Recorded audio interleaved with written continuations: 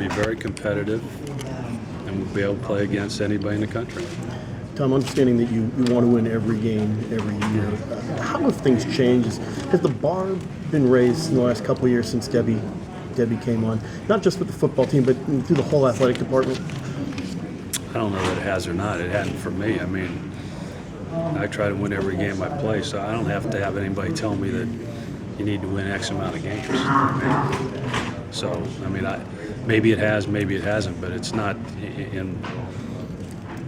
I've never not gone out and not thought that, we could win football games. And I've never not tried to win every game. But has the atmosphere, the feeling around the athletic department, is it different now than it was a couple of years ago? It's hard, and this isn't a dodge one way or another, but we're so far away from the athletic department. I mean, we don't see, and that's not, in some cases it's nice, but in other cases it's not good in that respect because you don't get to interact. Because your offices are up at the stadium, right? Yeah, like, the other places I was, when you're in the same building, you see them every day and talk to them every day. So I don't have a feeling one way or another for that. Talk about the combinations on the offensive line, tinkering with some of those. Can you just give a quick rundown of who's where and maybe who some of those changes maybe? What we did is we took Mattis, who had actually played left tackle last year, and put him in at guard with Allen and Wentz. And then looking at the tackle position, Wallace came back from an injury, and we had him at guard. We think he might be a better tackle. Chris played in the bowl game, played well, trying to find a spot to get him on the football field. And then Chandler's a talented young guy. So we just got to work him around and figure out of that combination. Fordham came in late last year from LSU. Looks like he's got a chance to be, a pretty good player. Thuney we had in the spring reminds us that, he up to about 280 pounds now, and he's kind of like the kid Tennant that we had at Boston College at a similar time, so he's starting to grow in. So just trying to get all these guys, Kristoff's back who played and started, he ended up backing up in the spring. So kind of getting these guys in the right spot is the key that we have to do here as we go through the organizational chart preseason camp.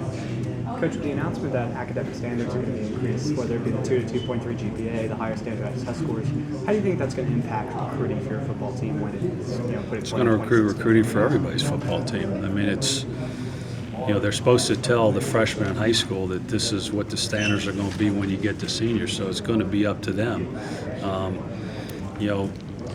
Every year there's guys that don't make it academically that have some issues, so will make it tougher for guys to qualify unless they start as freshmen in high school. And that's where it's got to start, because most guys go back and they get to their junior year and all of a sudden realize that, hey, I may be something, look back and kind of wasted 2 years there that they're trying to make up, and that's hard. Tom, I know you've already probably addressed it, but what is Moose's situation? He's working out and doing everything he's supposed to do as long as he continues, and he should be fighting for a job. And the fact that he missed spring practice, I guess that puts him behind James and Creasy, or is it tough for grabs? No. I mean, there'll be competition. Those two kids, they're going to be ahead because they played. He hadn't played in a year. He practiced 4 days. Looks like he was injury-free, and he was able to come back each day after practice and practice again. So hopefully he'll do what he's supposed to do and get on the field and help us win. Have the kids talked to you about wearing the red helmets at home all the time? No, they haven't said anything about it yet, but I'm sure that once we elect captains, they'll be all over me, I'm sure. Earl mentioned it yesterday and said he wants to wear them against Tennessee, yeah.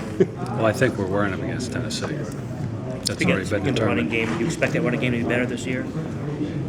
Well, we would hope with the offensive line being better, and would hope with those kids being a year older, getting Mustafa back would certainly help in the running game. So he's got 3 tailbacks that have played, and hopefully have an experienced line up front.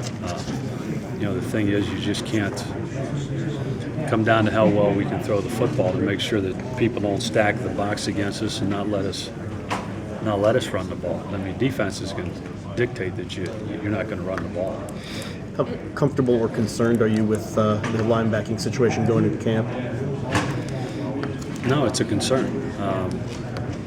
The biggest concern last year was whether we had a punter, kicker, or long snapper. Well, we filled those 3 spots, so those are, that was the biggest question last year. This is the biggest question this year. Can the secondary and the line take some pressure off of those guys by putting pressure on the quarterback and defending? The line can do more than the secondary can. I mean, they can be of much more help in that, actually both in the running game and in the passing game. So, we're going to have to get help out of those guys up front. Is it a no-brainer that every coach in the country is going to try and re-recruit Penn State players now? I think if you have available scholarships and you have a need and they have someone that will fit that need, you'd be crazy not to. So you will? Yeah. If we can find agreement both ways. I mean, we just won't take somebody that can't help us. Does that recruitment differ any from when they were high school kids? I mean, how do you go about that? I think it'll be different. They've been recruited. They probably won't go, and plus time-wise, they can't be going out and visiting 5 or 6 schools. I mean, kids are going to make an idea that I visited this school or I know this coach, and if I want to leave Penn State, I think I'm probably going to go to this school, because time's running out. If they're going to leave and change and go, which obviously, I don't know if Penn State accepted the sanctions and didn't appeal. If they did, then it goes into effect, and those guys are free to leave now. Excuse me? So it's good. Tom, do you recall how you guys found out about Earl Wolf, and what was it once you saw him? Earl Wolf came to camp. I mean, he was another one of our guys that we had in camp that, after he had his camp and worked his performance, that, we thought he was a heck of a player and worthy of a scholarship, and he's proved us right. Did you think defensive back was, because I know he played a lot of receiver in high school, actually probably. No, we recruited to be in a safety. Yeah. I mean, that's what, not what he played in high school, but what we worked him out for was to come play safety. I mean, that's what we had in mind. Yeah, I mean, what did you guys kind of see in him that you wanted to work him out at safety? He had when he hadn't played yet? good skills, good reaction, good speed. He could run. You could see his frame that he was going to be a solid kind of guy that you were going to need in a safety. And then going back to the high school tape, he tackled. Have you guys seen his brother play at all? Yeah, and we've had him in camp. Yeah. Pretty good athletic family. Yeah, for 2 kids that their parents are in the Middle East, that they're on their own, they're doing pretty good. Yeah.